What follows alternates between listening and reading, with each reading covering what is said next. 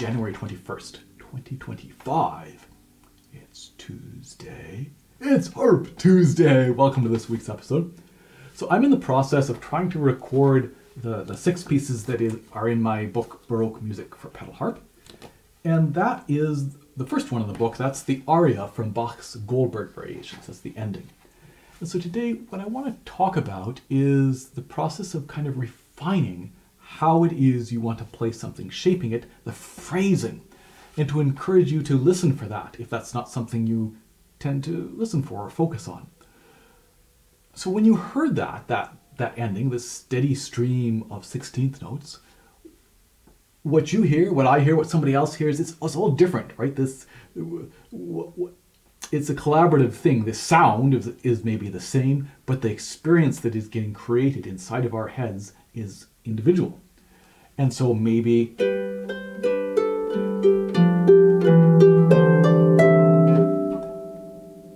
you had an image. Maybe it was creating an image for you. Maybe it was creating a feeling, an emotion. Maybe an emotion you could put a name to. Maybe a bit of wistfulness or beauty or who knows, or something maybe that's harder to name, but just an emotion that this music is conjuring up. Maybe it's creating, some people see sounds as colors. Maybe you have perfect pitch and so you're aware of every note that's being played. Or a really good relative pitch, so you're kind of tracing okay, it's a half step up, it's a whole step up, etc. Oh, down a major fifth, etc. Maybe you're aware of the chords, and what have we got here? There's like 4, 5, 1, ending of the piece.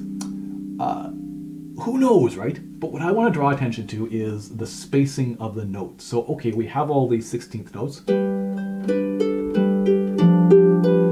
but we can do some subtle variation. We can stretch them a little bit sometimes, or take a little bit of a breath, or have a feeling of pushing forward. And this is phrasing, right? Of how we move from note to note and the space between those notes. So, as I say, I'm trying to record a music video of this. And I'm not sure in the finished video whether I will do the repeats, but regardless, as I was practicing it, when I got to the very last time playing this part you just heard, then eventually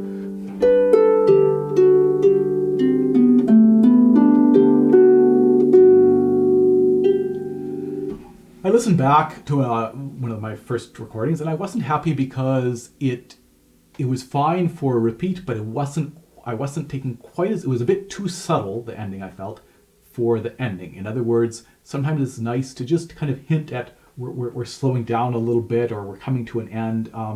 This.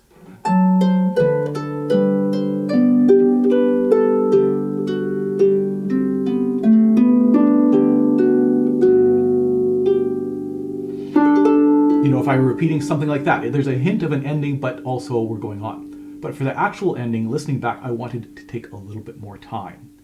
Let's go listen to that.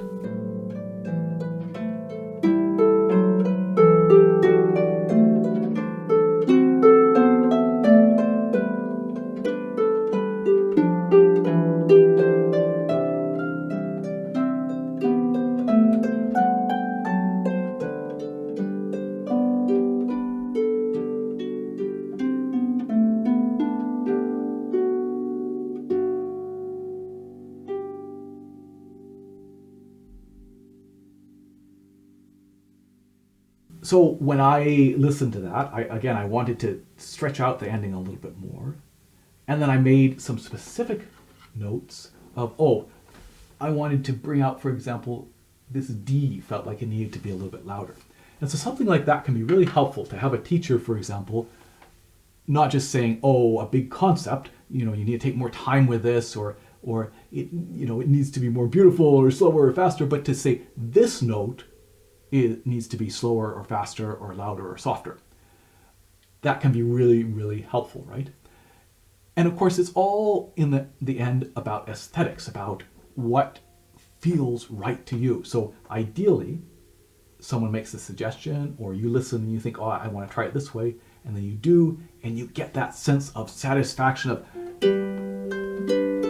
that real sort of rush of it being so right, and and so that it's, again, it's not some sort of thing imposed from outside. It's something that you're searching for, and so somebody can help with that by saying, oh, try this note a little bit louder, etc. And again, you can maybe build that aesthetic sense, right?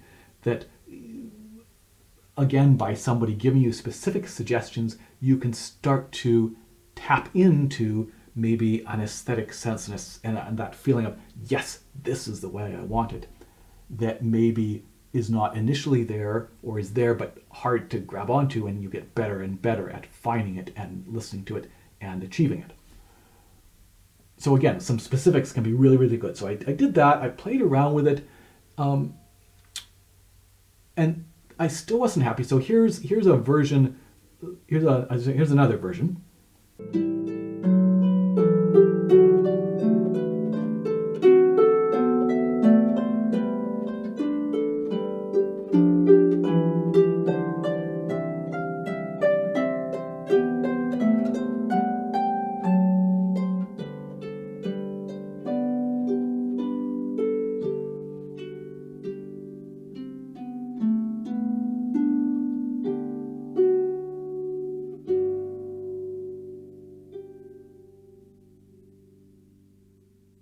And here's certainly, I tried to listen without watching the music, because that, again, can remove some extra stimulus. And what I realized with this, I marked this D is wanting a little bit more with that, but really it's kind of this whole little, it's this whole little phrase, this whole little sequence here, oops, that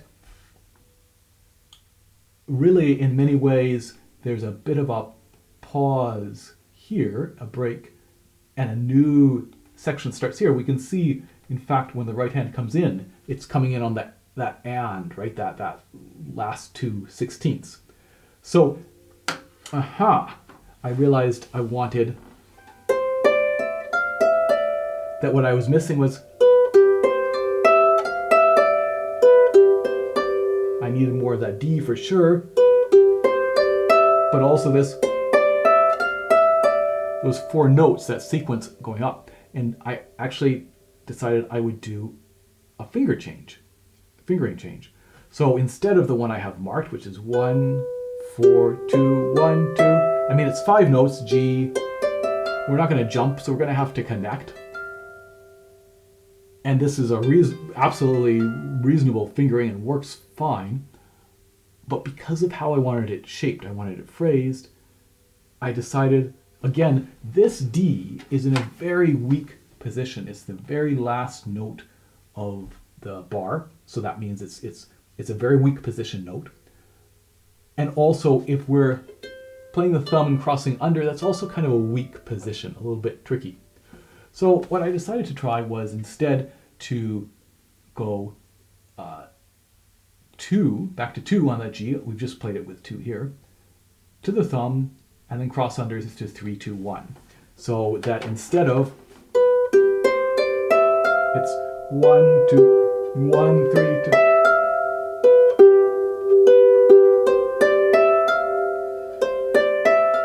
Because the C is in that weaker fingering spot with the thumb playing and we're crossing under, but it's rhythmically, it's in a stronger position. It's being played with the left hand.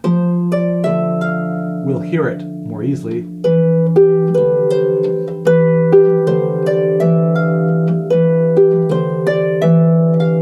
Sorry, whatever the notes are here. So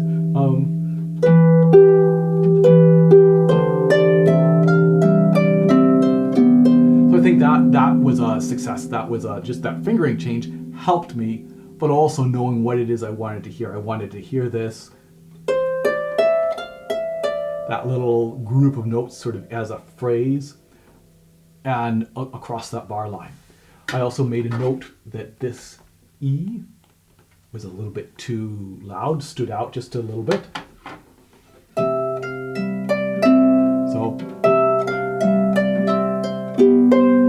just making sure I ease into that just a little bit. And then I also found, again, towards the end, it's kind of this last, second to last bar, this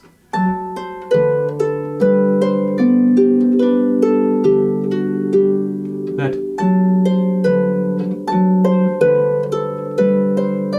is really establishing, in a way, it ends at the beginning of the last bar, right? We've kind of resolved into this G. This is kind of the ending, so we want to take some time here. Again, that aesthetic, that sense of not too much time, we not necessarily.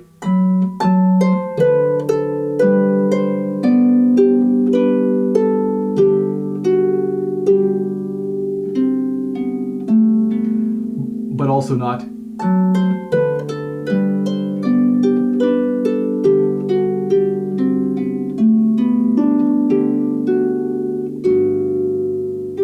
Again, that could be quite nice, right? Maybe that's the aesthetic you want, of just a hint, right?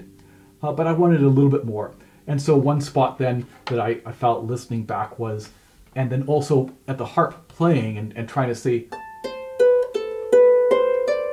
was an expansiveness centered around these three notes, that B, C, D.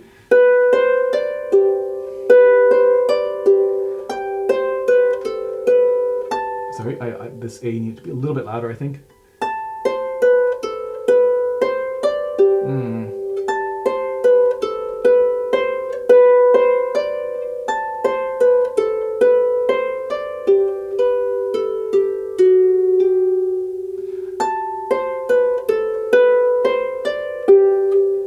That G was a little bit loud, I think.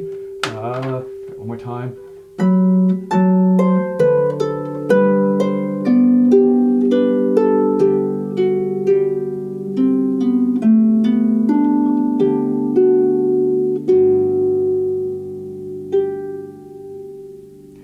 Then also one last spot was the very end. So again, we've kind of arrived. This is the end. This G right there is the end in some sense. But there's still a few more notes. It's still not quite over. One last hurrah. So here, I'm thinking a tiny bit of a breath. I like that sense of it's over. No, it's not quite. We start this left-hand bit. But then what I found was I want to make sure to go right into this, this D here, to connect these two notes, in a sense, not to breathe between them. I can breathe here. I can have a little, or a sense of spaciousness between these two notes. But I want to join this B and this D, so we get, so here I hear it, right? I play this, I can sit for a moment. Right, that beautiful sense of it, what's happening? Oh, it was just another 16th note, right? We were left a little bit, oh, what's going to happen? And then, but what I didn't want to do was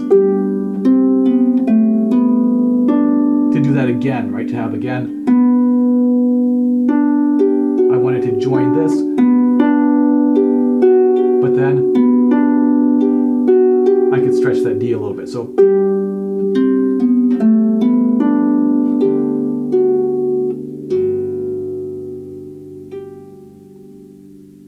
of course, playing around with getting the perfect volume and perfect timing. So all these little things, right? And again, I got a version, we'll listen to it, that I was reasonably happy with.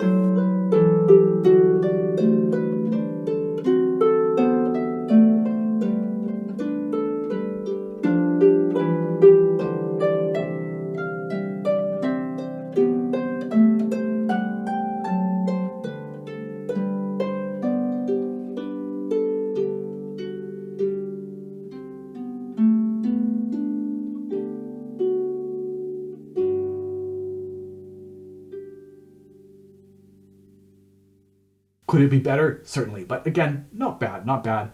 And it's just such a good exercise, I think, for your ear to, if this is not something you normally do, to take a piece of music. You don't even have to know the piece of music.